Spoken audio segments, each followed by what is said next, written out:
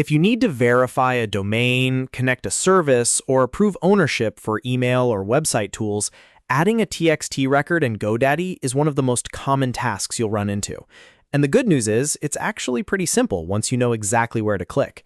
In this video, I'll walk you through the full process step by step, so you can add your TXT record in GoDaddy quickly and correctly.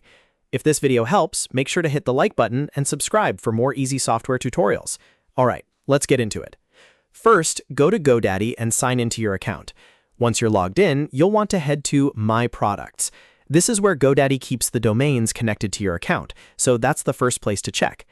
Under the Domains section, find the domain where you want to add the TXT record. If you manage multiple domains, take a moment here to make sure you select the correct one, because adding the record to the wrong domain can cause problems later. After you find the right domain, click DNS. This opens the domain's DNS management settings, where you can control different record types, like A records, CNAME records, MX records, and TXT records. Next, click Add.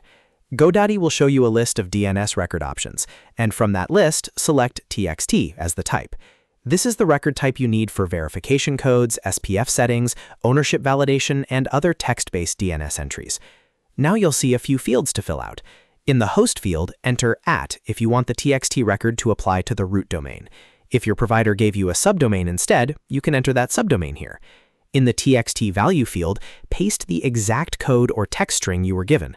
Be careful not to add extra spaces, quotation marks, or missing characters, because TXT records need to match exactly for verification to work. For TTL, you can leave the default value unless your provider specifically tells you to use something else.